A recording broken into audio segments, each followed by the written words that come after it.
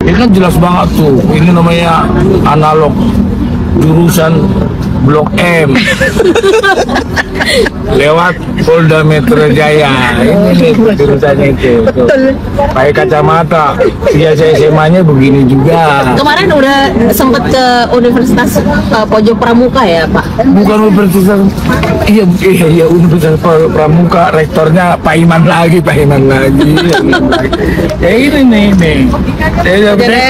Saya print out tadi ketakutan orang Polda, jadi kan di lingkungan Polda saya print ya. Tapi kok ngeprint aja, gua bilang nggak apa-apa, nggak ada urusan dengan kamu. Enggak ibu, nanti saya disangka cetak ijazah, bukan cetak, ini print dulu lah. Dapat dari mana deh Pak? Dari handphone, ya saya dari bukti-bukti yang diberikan Baris Krim ini kan buktinya nih, bu, anak kecil pun tahu jurusannya nggak jurusan Blok M tuh, jurusan.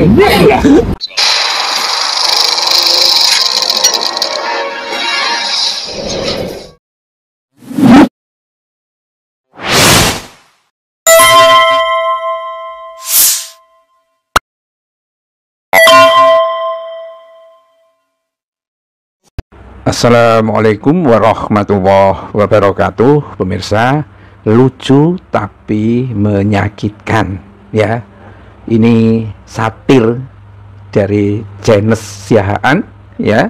Tetapi juga lucu dan menyakitkan itu kalau kita bisa melihat kondisi yang ada saat ini ya. Di tengah situasi di mana PHK terus-menerus, sudah barang tentu itu sangat menyakitkan ya, karena pemutusan hubungan kerja itu terus terjadi, terlebih di lokasi-lokasi yang ada di perkotaan.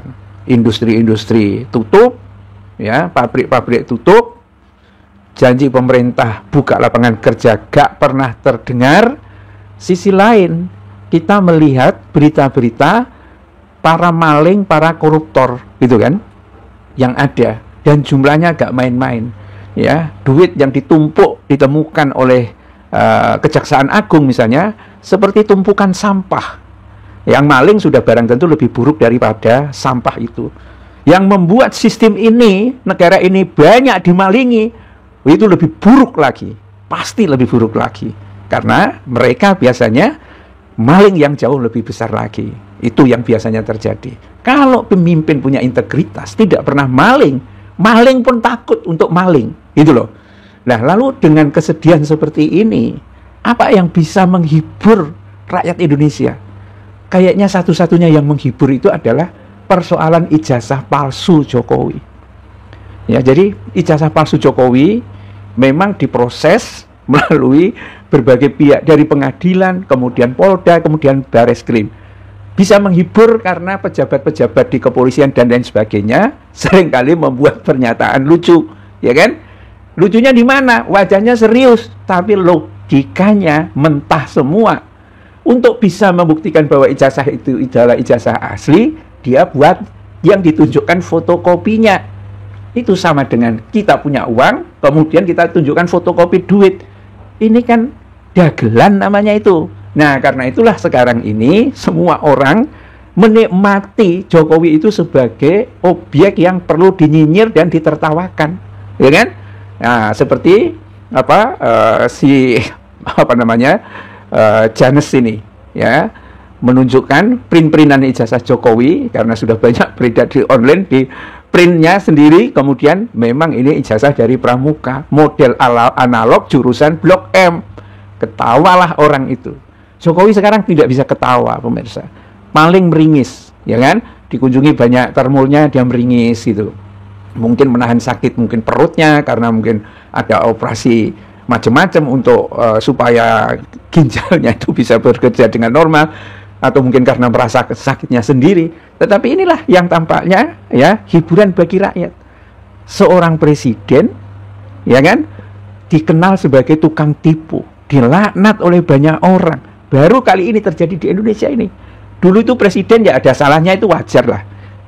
Tetapi yang seperti Jokowi ini, ya baru Jokowi ini. Tetapi anehnya juga, dia punya penjilat yang luar biasa banyaknya. Ya memang sih, harusnya memang hanya penjilat saja, ya, yang membuat otaknya itu ada di dengkul.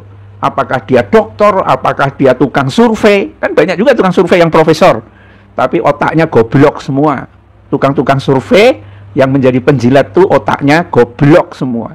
Karena apa? Menyembunyikan kebenaran demi untuk mendapatkan jabatan atau duit, ya kan?